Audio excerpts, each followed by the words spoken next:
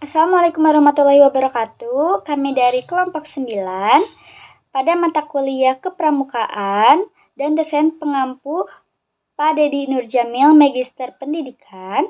Di sini kami akan mempresentasikan tentang falsafah kepramukaan yang terdiri dari Pancasila, Trisatya, Dasadharma, dan ADART.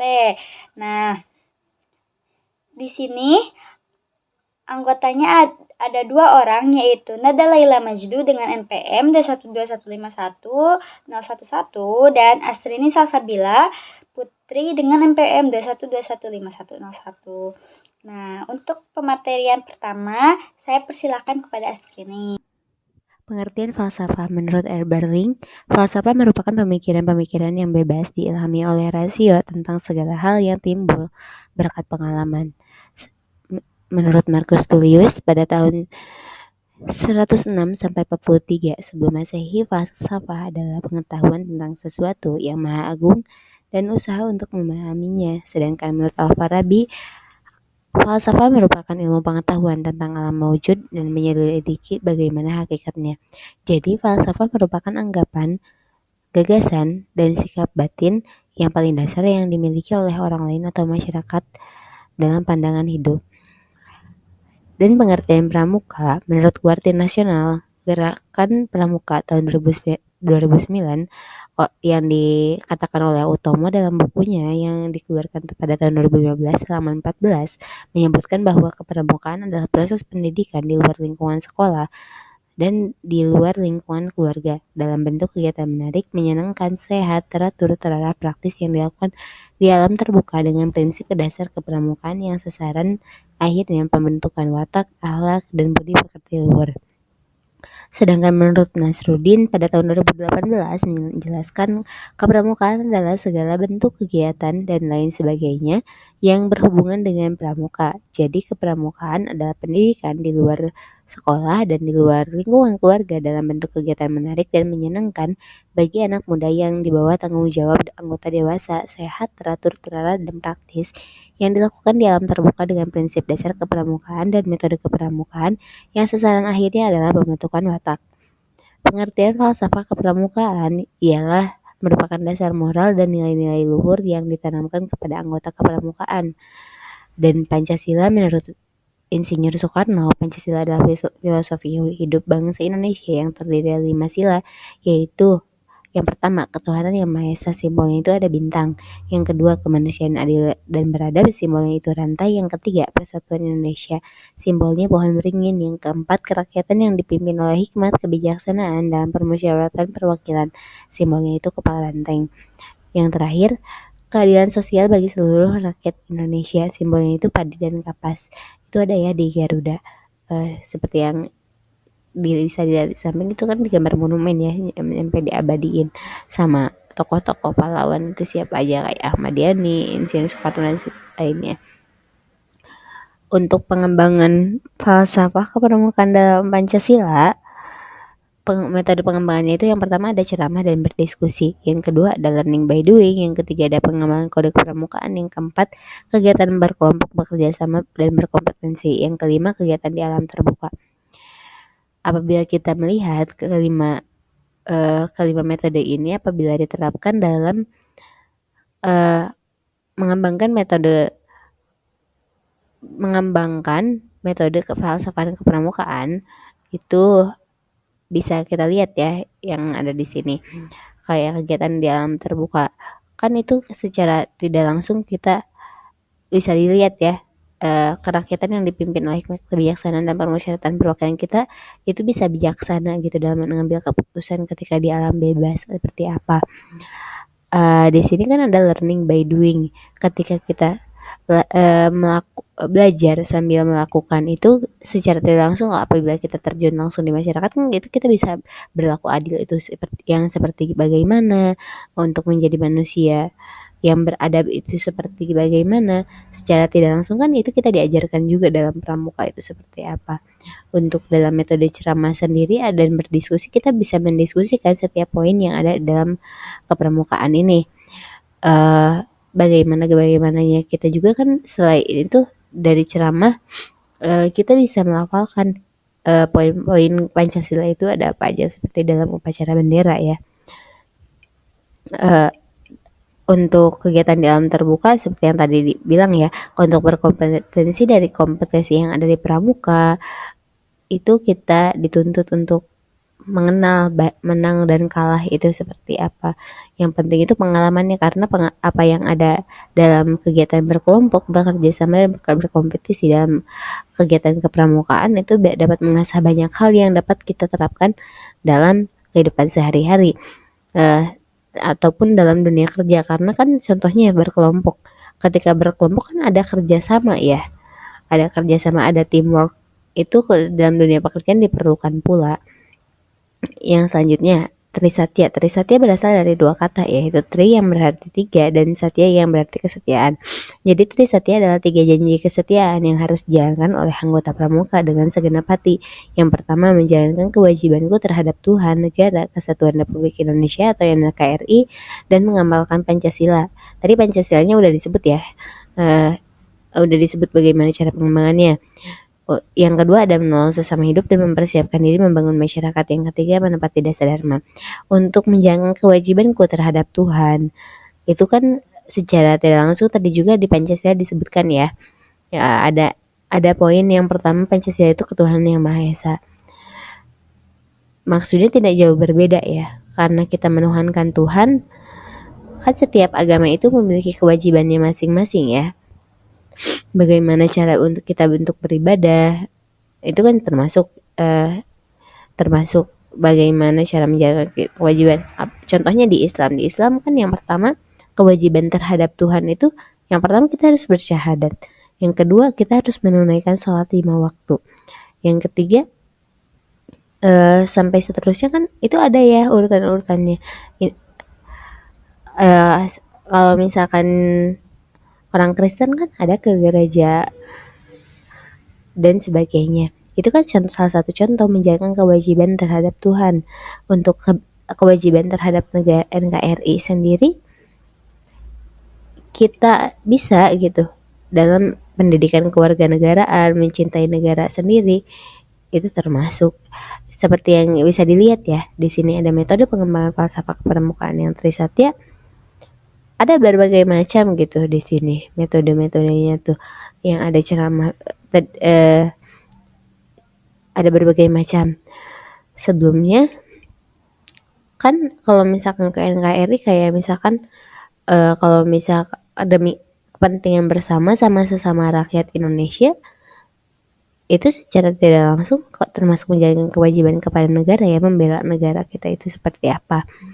Yang kedua kan di sini ada menolong sesama hidup dan mempersiapkan diri membangun masyarakat. Sebagai makhluk sosial kita perlu menolong sesama. Sebagai seorang diri juga, seorang individu, kita perlu mempersiapkan masa depan kita.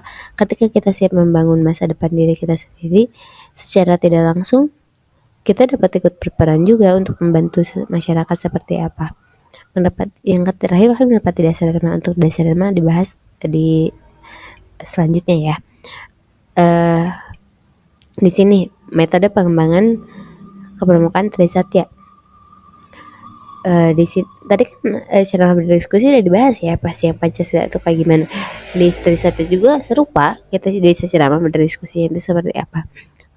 Yang kedua kan ada pendidikan kepribadian, yang ketiga ada pendidikan keagamaan dan kebatinan, yang keempat ada pendidikan kewarganegaraan, yang kelima ada penilaian masyarakat, yang keenam ada pendekatan pengalaman, yang ketujuh ada pengembangan keterampilan. Dalam kepramukaan, kepribadian kita itu dipupuk secara perlahan untuk membangun diri yang bermoral, baik itu terhadap diri sendiri, baik itu terhadap sekitar seperti apa, baik itu terhadap Tuhan seperti apa, baik itu terhadap negara seperti apa, karena itu menjadi salah satu fondasi penting. Yang di sini terus selanjutnya kan ada pendidikan agama dan kebatinan, seperti tadi membahas tentang ketuhanan.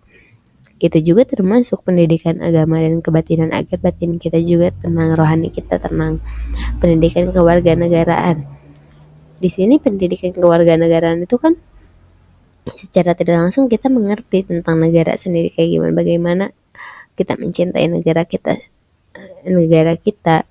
Itu termasuk pendidikan kewarganegaraan untuk pelayanan masyarakat. Ketika kita menolong sesama secara tidak langsung juga, itu kita memberikan pelayanan juga terhadap masyarakat, tidak pilih kasih ya. Misalkan kita cuma menolong orang ini aja nih, sedangkan orang lain yang sama-sama membutuhkan gak kita tolong. Kita memberikan pelayanan masyarakat itu sesuai dengan kapasitas kita, kemampuan kita masing-masing. Untuk pendekatan pengalaman, kan ada pepatah, pengalaman itu merupakan guru terbaik ya. Jadi alangkah baiknya jika kita belajar dari pengalaman, baik itu dari pengalaman kita sendiri, pengalaman rekan kita yang ada di pramuka, maupun pengalaman pembina-pembina yang ada di pramuka. Itu termasuk ya pendekatan melalui pengalaman. Yang terakhir kan ada pengembangan keterampilan ya. Ketika di pramuka, sadar gak sih teman-teman kalau misalkan kita keterampilannya tuh biasa, kayak keterampilan bertahan hidup di luar, keterampilan berkomunikasi, keterampilan kepemimpinan, dan lain-lainnya ya. Karena keterampilan itu yang akan membantu kita gitu di abad sekarang itu seperti apa. Dan selain itu, metode pengembangan falsafah kepramukaan sendiri, bagian Trisatya dan Pancasila, dengan seiringnya perkembangan zaman, kita bisa gitu belajar melalui e-learning ataupun melalui virtual reality atau augmented reality, itu juga bisa. Nah, pematerian kedua oleh saya tentang dasa dharma dan ADART.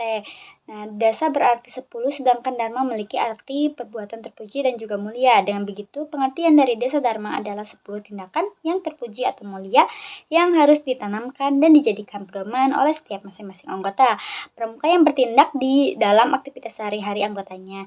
Nah, dasa dharma itu ada 10, yaitu bunyinya yang pertama takwa kepada Tuhan Yang Maha Esa, yang kedua cinta alam dan kasih sayang sesama manusia, ketiga patriotis sopan dan kesatria, empat patuh dan suka bermusyawarah, rela menolong dan tabah, rajin, terampil dan gembira, hemat, cermat dan bersahaja, disiplin, berani dan setia, bertanggung jawab dan dapat dipercaya. Lalu yang terakhir ada suci dalam pikiran, perkataan dan perbuatan.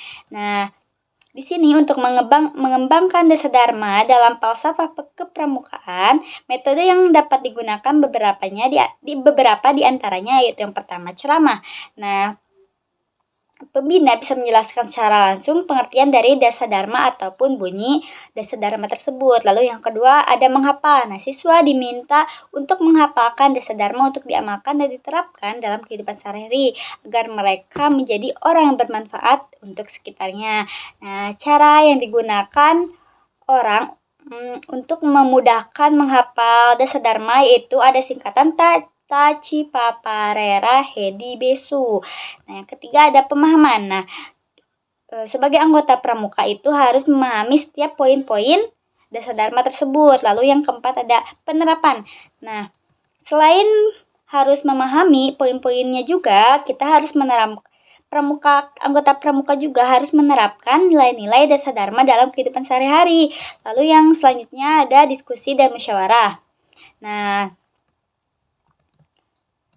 melakukan diskusi dan musyawarah tentang penerapan dasa dharma dalam berbagai situasi. Nah, yang keenam ada kegiatan pramuka. Melalui kegiatan pramuka itu seperti perkemahan, lomba-lomba dan kegiatan lainnya. Nah, nilai-nilai dasa dharma itu dapat diterapkan dan dikembangkan dalam kegiatan kepramukaan. Nah, yang ketujuh ada pembinaan. Pembina pramuka memiliki peran penting dalam membimbing anggota pramuka untuk memahami dan menerapkan dasa dharma tersebut. Nah, dasa dharma itu juga mempunyai 10 landasan moral yang harus dimiliki oleh seorang anggota pramuka. Nah, dasa dharma tersebut bertujuan untuk mendorong siswa menemukan, menghayati, dan mematuhi sistem nilai dan aturan yang ada di masyarakat. Nah, di dalam dasa dharma pramuka juga terdapat penerapan yang terkandung dalam ketentuan-ketentuan moral yang wajib dilaksanakan dan diharapkan oleh setiap anggota pramuka dalam kehidupan sehari-hari. Hal ini diharapkan nantinya anggota pramuka dalam kehidupan sehari-hari bisa memiliki jiwa nasionalisme dan kepribadian yang luhur sesuai dengan nilai-nilai yang terdapat dalam 10 dasar dharma pramuka tersebut. Nah, misalnya dasar dharma pramuka yang ke-8 itu disiplin, berani, dan setia. Nah, diharapkan selalu mengikuti kegiatan yang diagendakan oleh pengurus anggota pramuka dan mengikuti aturan-aturan yang diterapkan dalam kepramukaan. Tidak boleh melanggar hal tersebut. Apabila mengikuti proses yang direncanakan pengurus, maka anggota akan bisa memiliki karakter pada dirinya sendiri, yaitu disiplin dalam waktu, berpakaian, dan belajar berani berpendapat di tempat umum, serta memberikan solusi apabila ada suatu permasalahan, serta selalu setia dalam mengabdi di dalam pramuka. Materi yang terakhir ada AD dan ART. Nah, berdasarkan buku Wawasan Kepramukaan pada tahun 2020 oleh Khairul Anam, arti adanya AD/ART gerakan pramuka adalah untuk dijadikan pegangan dan landasan gerak kegiatan setiap anggota gerakan pramuka kuartir dan satuan pramuka. Nah, AD/ART merupakan pedoman operasional atau landasan kerja dan landasan gerakan pramuka dalam mewujudkan visi, misi, dan tujuan dari suatu organisasi. Nah, adapun juga AD/ART itu merupakan pengembangan dan penerapan dari UU Gerakan Pramuka. Nah, dalam AD/ART dimuat ketentuan penyelenggaraan dan pelaksanaan pendidikan kepramukaan dan mekanisme keorganisasiannya. Nah, fungsi dari AD/ART sendiri yaitu sebagai landasan hukum dalam pengambilan kebijakan, pedoman, dan petunjuk pelaksanaan kegiatan kepramukaan, pijakan operasional dalam menjalankan pendidikan kepramukaan. Nah, di sini ada beberapa metode untuk mengembangkan AD/ART dalam falsafah kepramukaan Indonesia. Yang pertama ada Dewan Pengurus, berwenang mengangkat dan memberhentikan satu orang atau lebih pelaksana kegiatan perkumpulan berdasarkan keputusan rapat Dewan Pengurus. Yang kedua, termasuk warga negara Indonesia yang mampu melakukan kebutuhan hukum dan tidak pernah dinyatakan pilot atau dipidana karena melakukan tindakan yang merugikan perkumpulan, masyarakat, atau negara berdasarkan keputusan pengadilan. Nah, yang ketiga ada dapat melakukan kegiatan perkumpulan diangkat oleh Dewan Pengurus berdasarkan keputusan rapat Dewan Pengurus sesuai dengan jangka waktu kegiatan tersebut dan dapat diangkat kembali dengan tidak mengurangi keputusan rapat Dewan Pengurus untuk memberhentikan sewaktu-waktu. Nah, yang keempat ada melaksanakan kegiatan bertanggung jawab pada Dewan Pengurus. Ketua pelaksana kegiatan berwenang mengangkat dan memberhentikan satu atau lebih anggota pelaksana kegiatan. Yang kelima, mampu melaksanakan kegiatan perkumpulan, dapat menerima gaji, upah, atau honorarium yang jumlahnya ditentukan berdasarkan keputusan rapat Dewan Pengurus. Nah, yang keenam, membaca dan memahami AD/ART. Nah, ini itu adalah langkah pertama yang paling penting. Setiap anggota pramuka harus membaca dan memahami isi AD/ART dalam gerakan pramuka. Lalu yang ketujuh ada menyusun kebijakan organisasi. Kebijakan organisasi ini harus disusun berdasarkan AD/ART. Ini itu akan membantu memastikan bahwa semua kegiatan dan keputusan organisasi harus sesuai dengan AD/ART dalam gerakan pramuka. Lalu yang kedelapan ada melaksanakan kegiatan dengan prinsip-prinsip AD/ART. Nah, semua kegiatan pramuka itu harus dilakukan sesuai dengan prinsip-prinsip yang tercantum pada AD/ART tersebut. Yang kesembilan ada evaluasi dan perbaikan. Evaluasi ini harus rutin dilakukan untuk memastikan bahwa AD/ART yang diterapkan itu harus benar, tidak boleh ada yang salah. Nah, jika ada masalah atau tantangan harus diperbaiki langsung dan harus dilakukan. Lalu yang ke-10 ada diskusi dan konsultasi. Nah, melakukan diskusi dan konsultasi dengan pengurus pramuka tentang penerapan AD/ART dalam berbagai situasi. Yang terakhir ada pelatihan kepramukaan. Mengikuti pelatihan kepramukaan juga dapat membantu dan memahami menerapkan AD/ART. Nah, kesimpulan dari falsafah kepramukaan yang terdiri dari Pancasila, Trisatya, Dasa Dharma, dan ADART itu, falsafah kepramukaan adalah pembentuk moral dan etika dan pembentuk generasi muda yang berkualitas dan siap menghadapi tantangan masa depan. Prinsip-prinsip Pancasila, Trisatya, Dasa Dharma, dan ADART, anggota pramuka diajarkan untuk menghormati ketuhanan, menghargai martabat manusia, memperkuat kesatuan, demokrasi, dan musyawarah. Sekian presentasi yang kami paparkan. Wassalamualaikum warahmatullahi wabarakatuh.